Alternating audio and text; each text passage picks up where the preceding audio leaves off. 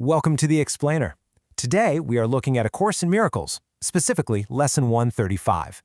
And let me tell you, we are about to explore a massive paradigm shift regarding safety, peace, and, honestly, the way we interact with the entire world around us.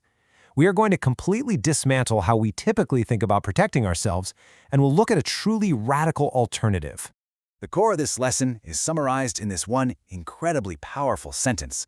If I defend myself, I am attacked. Okay, let's dive into this, because at first glance this sounds like a complete paradox, right? I mean, our entire society tells us that defense is exactly how we prevent an attack. But the source text argues the exact opposite. It suggests that the very act of defending ourselves is actually what invites and brings about the feeling of being attacked. To understand why, we first have to look at how we view the people and the actions we think we're defending ourselves against. Section 1. Twisted Forgiveness, a Misunderstanding. So let's contrast two very different mindsets. Society usually perceives forgiveness as this sort of unfair sacrifice of righteous wrath. Like we think someone did something genuinely terrible, and forgiveness means we're giving them a completely unjustified, undeserved gift. In this twisted view, if you believe someone's sin against you is absolutely real, well then looking past it just feels like deception. It feels like you're lying to yourself by saying what they did is okay when it plainly isn't. It sees the right as wrong, the loathsome as good. But then we have genuine forgiveness. This radical concept teaches that true forgiveness only ever pardons what is false. It asserts that you aren't excusing a real sin at all. You're recognizing that the sin itself is actually an illusion. So, the crucial point is understanding this concept of an illusion. The text makes it crystal clear that pardon is not asked for what is true. Truth is eternally benign. It's God's creation, and it reflects only love. I mean, does love need your pardon? Of course not. We only ever need to forgive illusions, the false things we mistakenly believe are real. Because we think our sins, or the sins of others, are real, we get entirely trapped. Section 2. Seeing through illusion. Genuine forgiveness.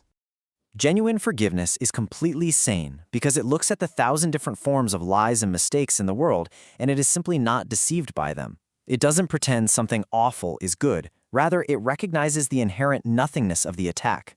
When people attack, or when we hear the self-accusing shrieks of guilt from ourselves or others, we can just look upon them with quiet eyes. We don't have to fight back. We can mentally collect these illusions lightly, maybe even with a little laugh, and lay them gently at the feet of truth, merely saying, "My brother, what you think is not the truth." So how do we actually apply this when we're triggered? The text provides a very practical step for finding that wide-open door to true forgiveness. When you feel tempted to accuse someone of a sin in any form, when you really want to defend yourself against what they did, do not allow your mind to dwell on what you think happened. That is just self-deception.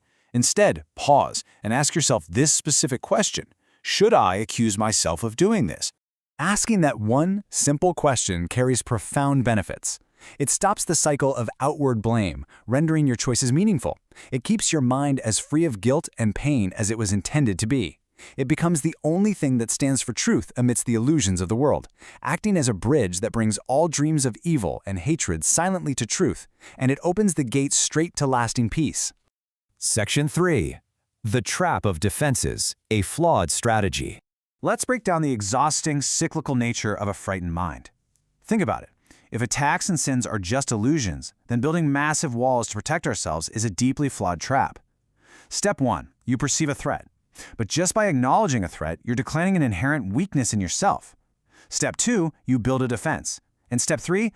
That very defense actually increases your fear. Why? Because by building a defense, you're telling your mind that the illusion is a full, undeniable reality.